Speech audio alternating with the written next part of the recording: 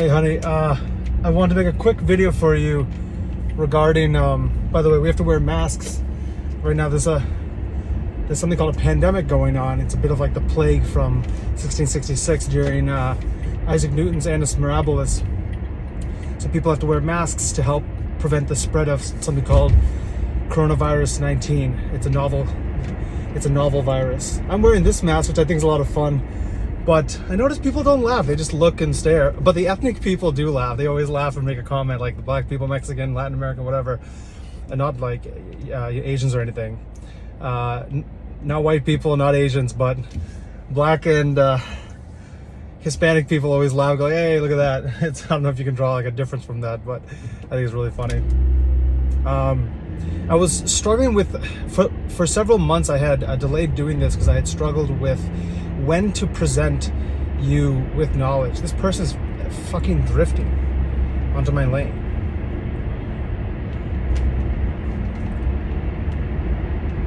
With when to present, my nipples out, sorry. With when to present you with knowledge. Did you see that Escalade behind me? Idiot.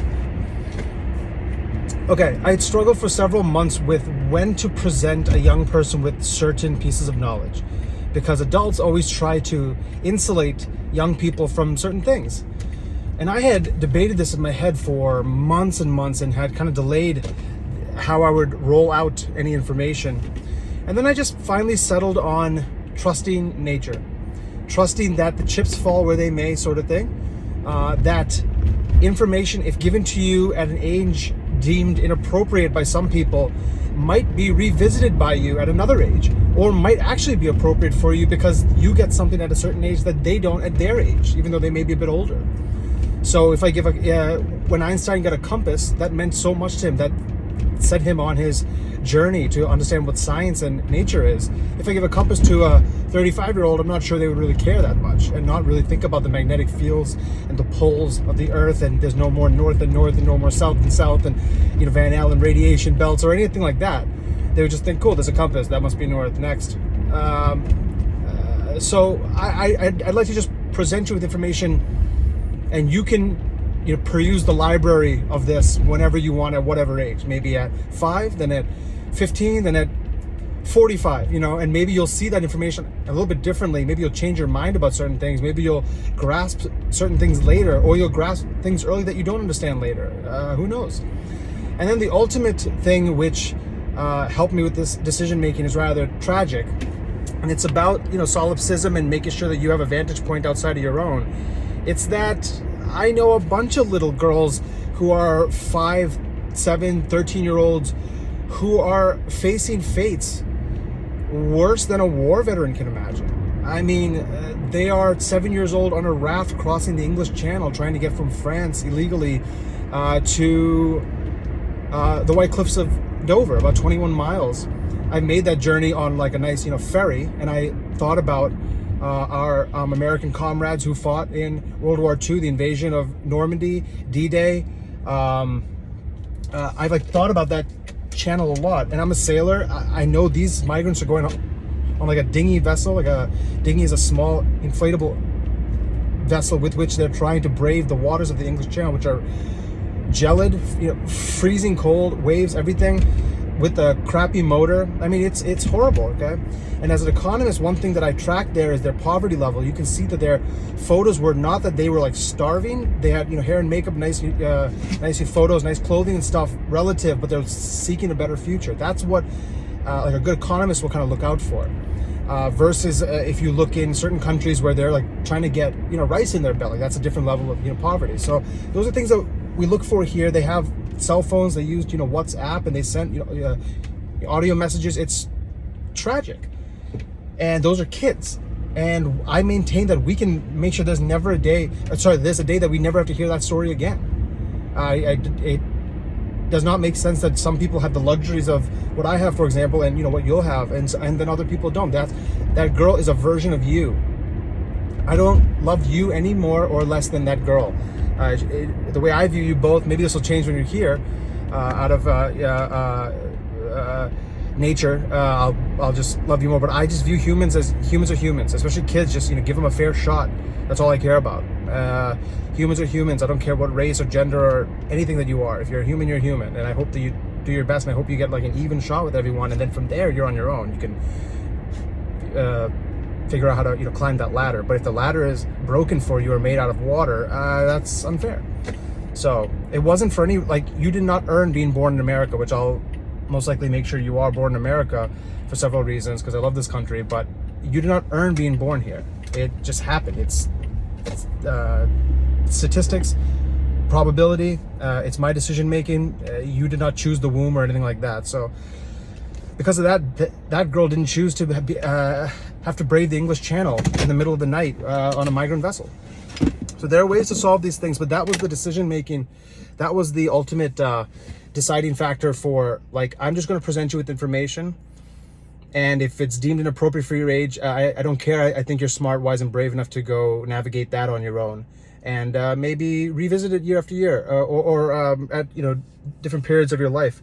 It's also, I keep mentioning that there's a product I'm going to offer to the human race at the end of this whole YouTube series, but that kind of touches on that, because I know a lot of young people. I know a lot of people my age now who are like, for example, oh, math, I was never good at math. Okay, or they'll go, see, astronomy, astrophysics. You can tell I'm getting more honest because my starter's coming out. Astronomy, astrophysics, things like that.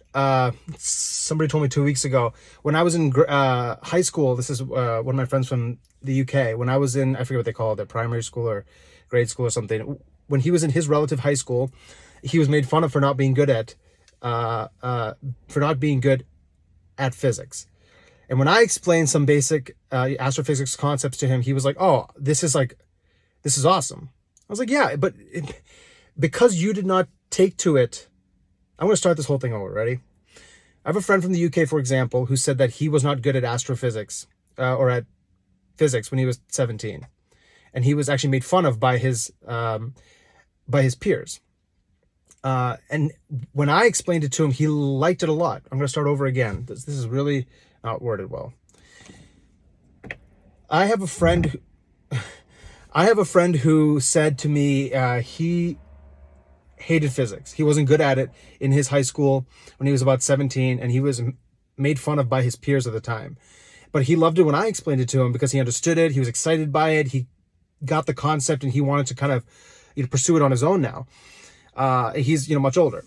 And I said, see, the tragic thing there is you assuming now for the rest of your life, because you were not good at it, or you didn't quite take to it, or you were made fun of at 17. Now think about the average human lifespan on average in America and the UK. He's from the UK. It's about 77 years, 70 to 80 years, 76-ish, which is not the same for other countries, by the way. I think in Sierra Leone at one point it was 36, which means that your midlife crisis is at 18. Think about that. I've always loved that stat. I mean, loved it, but I was interested in that number. So at 17, if you think you're not good at something, now you're going to forego that for the rest of your life. So if you live to 77, you're foregoing that for 60 more years, something that you could be good at. Maybe you hated cooking when you were 18, but you'll love it when you're 28. Maybe you hated reading when you were 25, but you'll love it when you're 45. So the product I have encourages people to revisit some of the things that they think they're not good at a later age. And even physiologically, you can prove, because the frontal lobe is not fully developed. The frontal lobe is in your brain. It's not fully developed till you're about 25, I think. So certain decision-making skills that you were not good at 20, you may be great at 35. It's also why they ask certain ages to be in the army. By the way, like a 35-year-old versus a 20-year-old is a huge difference, asking them to pull the trigger. Mainly that if you ask a younger person, they might not think of the backstory, which is what you want better in a soldier. But if you ask someone like me, I'm going to think about the backstory of this person I'm shooting, and I don't make the decision. That's not good for war, trying to execute an order. What else? Yeah, that's what I want to. I feel like people with the years they're getting are not using their years. They think that they have what they're set with by 20, 30 years old, and they're like, well, I don't know. They just stop learning. And all successful people, even just for your own, edification, for your own enrichment, you should keep learning. That's what Warren Buffett says. That's what Charlie Munger says, his VP. That's what the Bible says. I think Proverbs says even the wise man doesn't refuse knowledge. You just keep learning. It's fun.